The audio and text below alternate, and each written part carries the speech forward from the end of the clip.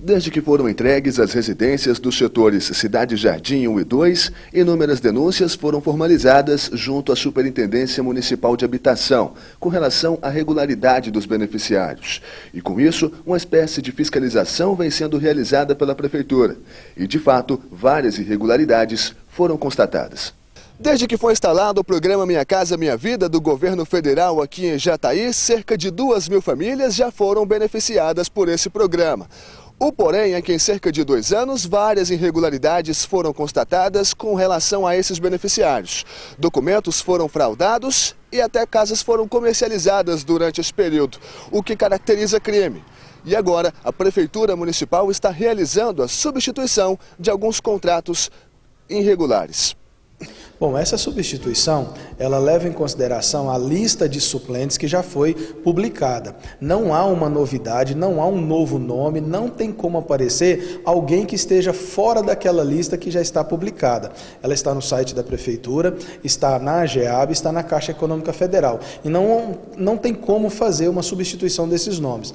Todos eles foram sorteados publicamente, tiveram a sua documentação analisada pela Prefeitura de Jataí, pela AGEAB e pela Caixa, e estão validados para assumirem essas casas assim que alguma tiver liberada. Então, é uma segurança para a própria comunidade, para aquelas pessoas que estão na lista de suplentes, esse tipo de procedimento. Por quê? Porque a partir do momento que não seja mais o Gilberto que esteja na gestão, a comunidade tem como cuidar e cobrar para que aquela lista de suplentes seja seguida. É isso que manda a lei e é assim que tem que ser seguido pela Prefeitura. Não adianta a pessoa, no meu ponto de vista, ela querer fazer uma pressão, mas tem que trocar o nome, a pessoa é isso, a pessoa aquilo, aquilo outro. Já foi sorteado, já foi analisado e está validado, ou seja, não há como aparecer um nome diferente daquele que está na lista. Quais foram os principais erros encontrados nesses cadastros dessas pessoas já sorteadas? Bom, esses últimos 16 foram porque não assumiram as moradias, não entregaram documentação no prazo, não vieram assinar os contratos, foram problemas burocráticos na hora de fazer a gestão desses contratos. Então as pessoas foram desclassificadas e os suplentes já foram chamados. O fato de casas comercializadas na primeira etapa do programa foi constatado e, com relação a isso, todo um levantamento está sendo realizado pela Superintendência Municipal de Habitação, que garante que esse tipo de comércio irregular seja evitado, já que as casas não podem ser comercializadas por conta de cláusulas contratuais que têm até 10 anos de duração.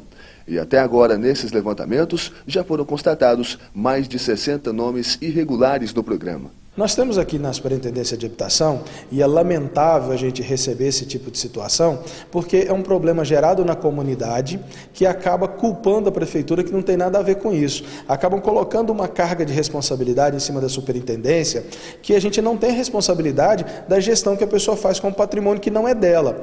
Lembrando que nenhuma daquelas 2.000 pessoas selecionadas são proprietárias daquelas casas. Elas têm a posse e elas devem cumprir um prazo de 10 anos ali naquela moradia para que elas recebam, então, a propriedade daquele imóvel. Ou seja, elas não têm autorização de comprar, de vender. Aquelas pessoas que compram esse imóvel, elas arriscam e, quando findar esse prazo de 10 anos, a documentação vai vir no nome daquela pessoa. Suponhamos que a pessoa A compre de um beneficiário C. Se essa pessoa falecer, tudo isso vai vir para aquela família daquela pessoa beneficiária e não para quem comprou. Não existe como trocar, como transferir essa alienação fiduciária desse benefício que foi dado para uma pessoa e ele é exclusivo, intransferível e inalienável. Ou seja, quem faz errado e pode sofrer uma sanção legal em cima disso. Ela pode ser obrigada a quitar o imóvel para que ela se livre do problema ou ter a sua casa reintegrada pela Caixa Econômica Federal. Levando em consideração a etapa 2 do programa, o Cidade Jardim 2, existem problemas já nesse sentido, nesse pouco prazo de entrega das casas?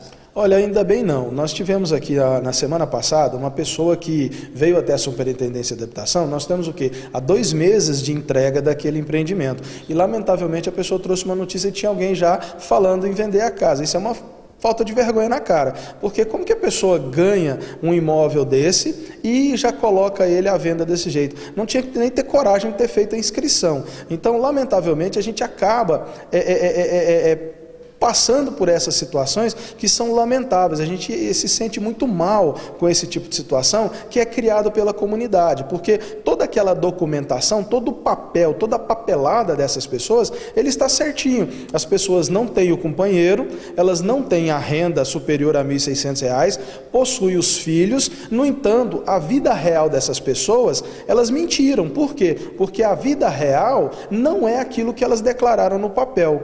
E eu quero muito que haja uma justiça nesse sentido, para que essas pessoas sejam processadas e respondam pelo crime de falsidade, pelo crime de fraude que cometeram no processo. Todas essas pessoas que nós temos o conhecimento terão sim um boletim de ocorrência criado contra elas e que possam responder pelo crime que cometeu, porque isso é um crime, é uma falcatrua, é uma forma de enganar o sistema seletivo e enganar a comunidade, roubando a oportunidade de quem precisava estar lá.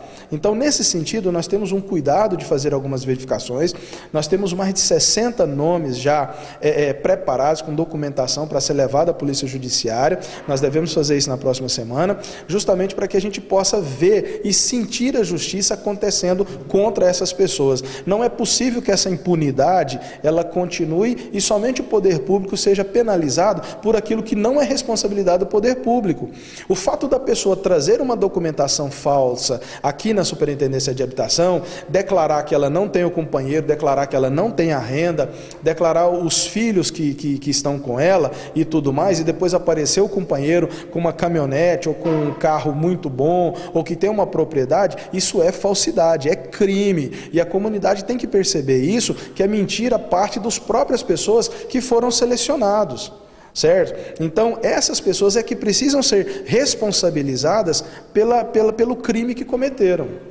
Os acompanhamentos vão continuar sendo realizados nesses cadastros. E para que, de fato, esses problemas sejam solucionados, a Superintendência Municipal de Habitação pede o auxílio da comunidade, denunciando e comunicando qualquer irregularidade constatada. Olha, o que eu gostaria que a comunidade verificasse é que essas pessoas que mudaram para aqueles empreendimentos, toda a documentação delas possui um perfil abaixo de R$ 1.600, são solteiras, possuem os filhos, e que nós precisamos é que a comunidade nos ajude, como sempre teve nos ajudando, a identificar esses casos. A comunidade sabe muito mais do que nós aquilo que é a falcatrua. É bem verdade que algumas pessoas não têm muito a coragem ou a forma de fazer uma denúncia, mas não querendo trazer na Superintendência de Habitação, que leve na polícia, que leve na promotoria, para que essas pessoas sejam penalizadas. Nós, enquanto comunidade, nós somos fortes. Uma pessoa sozinha é como uma formiga, é esmagada, mas a comunidade ela é forte, nós não podemos permitir que isso aconteça. O grande problema é que a própria comunidade, ela se beneficia dessas falcatruas e dessas mentiras para fazer esses comércios de gaveta. A pessoa é beneficiada, vende a casa muito barata, a outra fica ali, continua pagando o nome do outro, a pessoa mentiu porque tinha uma casa e está no nome de outra pessoa, se beneficiam daquilo que foi trazido para o município, pelo nosso prefeito, pelo nosso deputado, a fim de que atendesse as pessoas verdadeiramente carentes, e não para gerar uma renda extra para essas pessoas.